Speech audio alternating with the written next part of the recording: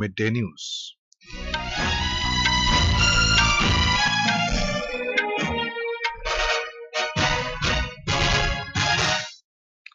The headlines.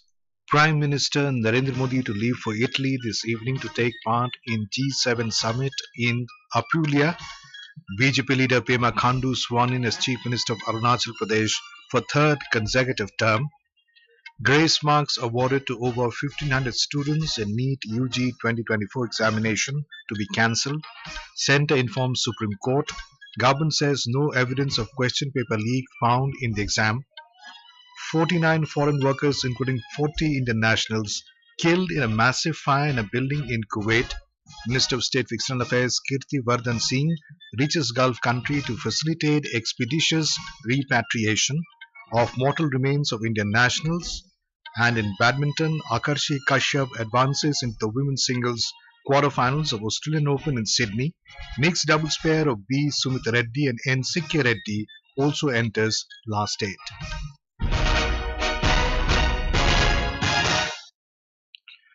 Prime Minister Narendra Modi will embark on a visit to Italy this evening to participate in the G7 summit in Apulia. Briefing media in New Delhi, Foreign Secretary Vinay Quatra said India has been invited as an outreach country. This will be Prime Minister's first overseas travel after assuming office in his third consecutive term. It will also afford him an opportunity to engage with other world leaders present at the G7 summit on issues of importance to India as also to the global south. We have more from a correspondent.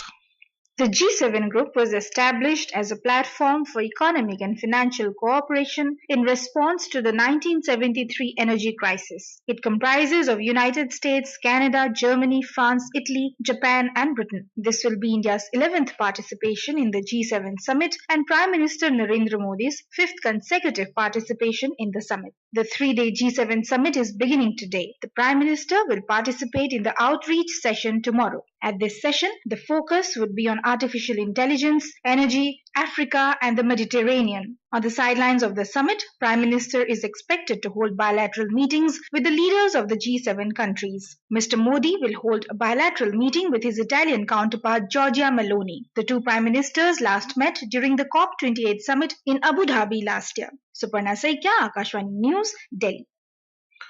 The centre today informed the Supreme Court that a decision has been taken to cancel the grace marks awarded to 1,563 candidates in the National Eligibility cum Entrance Test undergraduate NEET-UG 2024 examination for admission to undergraduate medical programs.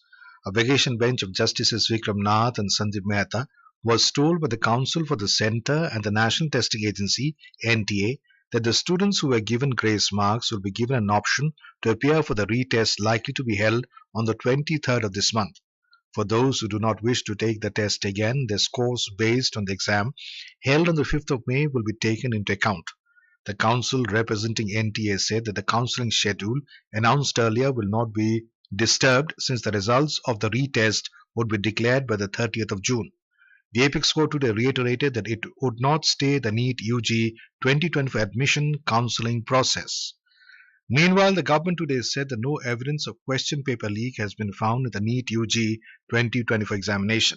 Speaking to the media after assuming charge of the Education Ministry, Dharmendra Pradhan today said the matter is in the Supreme Court and a committee of academicians has also been formed over the specific issue raised with regard to the examination. The minister also refuted allegations of any corruption in the exam. आपको स्पष्ट करूं, there is no corruption. Specific घटना जो आए हैं उसको सरकार गंभीरता से लिया है। जो घटना हमारे सामने आई निश्चित रूप में दोषियों को उसमें दंड दिया जाएगा, लेकिन मैं विद्यार्थियों को मुख्यतः और अभिभावकों को आश्वस्त करना चाहूंगा, भारत सरकार और उसकी इंस्ट्रूमेंट एनटीए कमिटेड है बच्चों को ट्रांसपेरेंट तरीका से न्याय देने के लिए। पेपर लीक की कोई घटना की कोई पुख्ता प्रमाण नहीं है। Defence Minister Rajnath Singh today said the government is targeting to increase country's defence export to 50,000 crore rupees in the next 5 years. Assuming the charge of his ministry, Mr. Singh said that India has already exported defence equipment worth over 21,000 crore rupees, which is historic. हम चाहते हैं एक सशक्त भारत का निर्माण हो, आत्मनिर्भर भारत का निर्माण हो, ये हमारा उद्देश्य है और साथ ही साथ रक्षा उत्पाद में हम आत्मनिर्भर बने, ये सबसे बड़ा उद्देश्य हमारा है। और आप सब लोगों को मालूम है कि 21,000 करोड़ से अधिक का हम लोगों ने एक्सपोर्ट किया है, जो कि एक हिस्टोरिकल ये अचीवमेंट है। और मेरा तो टारगेट ये है कि इसको हम कम से कम 5 साल समाप्त होते होते 50,000 करोड़ से ऊपर ले जाएं। BJP leader Pema Khandu was sworn in as the Chief Minister of Arunachal Pradesh for the third consecutive term in Itanagar today. 11 other MLAs also took oath as cabinet ministers. Pema Khandu, do swear in the name of God that I will bear true faith and allegiance to the Constitution of India as by law established, that I will uphold the sovereignty and integrity of India, that I will faithfully and conscientiously discharge my duties as the Chief Minister for the state of Arunachal Pradesh. Our correspondent reports that in the just concluded assembly elections, BJP won 46 out of 60 seats. Governor of Arunachal Pradesh, Lieutenant General Kirti Nayak, administered the oath of office and secrecy to Chief Minister Pema Khandu and other cabinet ministers. The state cabinet ministers are Chauna Man, Burambage, Nyato Dokum, Gabriel Di Wangsu, Wangki Loang, P.D. Sona, Mama Natung, Srimati Dasanglupul, Baloraja, Kentojini and Ojingta Singh. Union Home Minister Amit Shah, Health Minister J.P. Nadda, Ravi Shankar Prasad, Chief Ministers of Assam and Sikkim, Union Minister Kiran Rijiju, Arunachal East Parliamentary Constituency MP Tapir Gao were present on the occasion. Rakesh Dole, Akashvani News, Itanagar. In Madhya Pradesh, Chief Minister Dr. Mohan Yadav led BJP government has completed 180 days in office. On the occasion, the Chief Minister inaugurated the PM Shri Tourism Air Service from Bhopal today. He unveiled the ticket booking counter of the new service and also provided boarding passes to the passengers.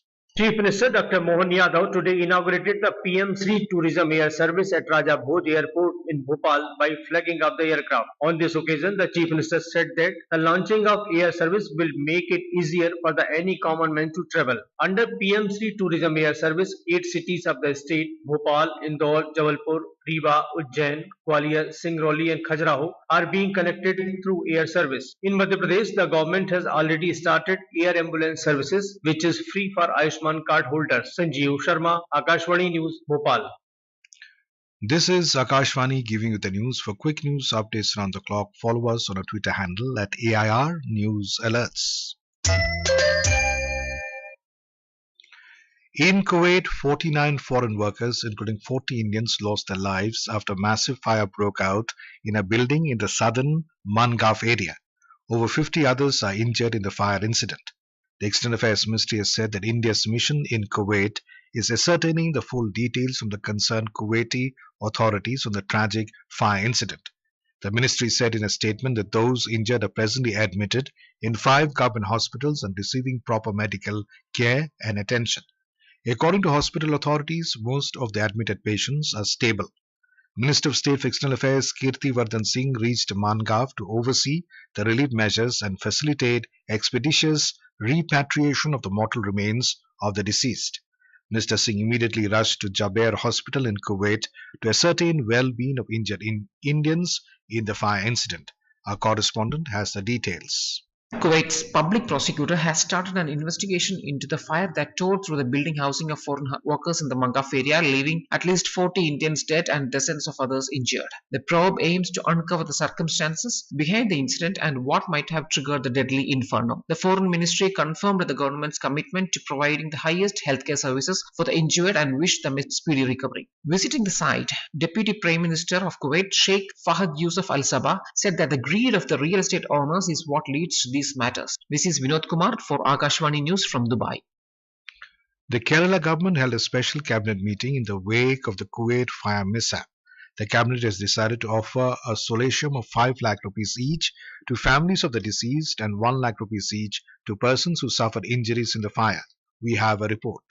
Reports said that 24 persons hailing from the state have lost their lives in the fire mishap, while 7 injured are in serious condition. Several victims hail from Pathanamthitta and Kollam districts of the state. A special cabinet meeting convened in Thiruvananthapuram this morning decided to rush State Health Minister Veena George to Kuwait to coordinate efforts to provide treatment facilities to the injured and to bring home bodies of the victims. The meeting also expressed deep condolences to the bereaved families. The state government has opened a round-the-clock global contact center and a help desk to assist the kin of the victims and those injured in the mishap. Rajmohan, Akashwani News, Kochi.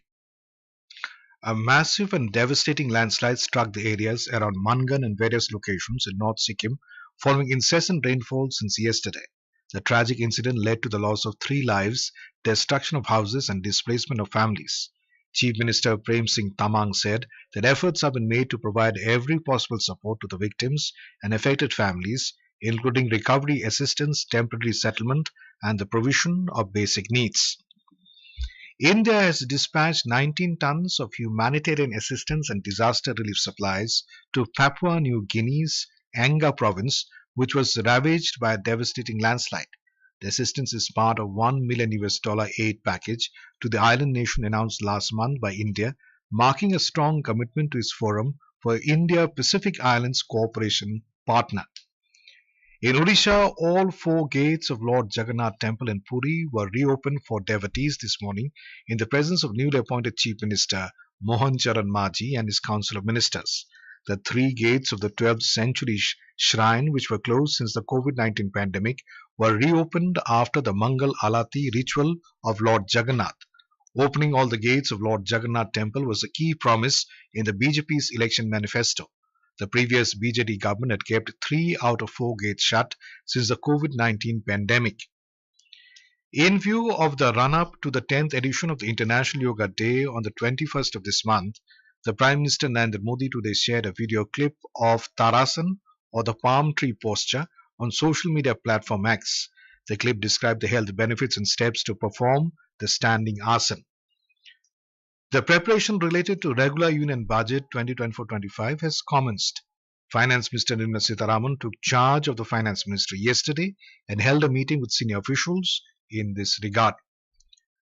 The Indian Meteorological Department IMD has issued red alert for severe heat wave conditions in Uttar Pradesh, Bihar and Jharkhand.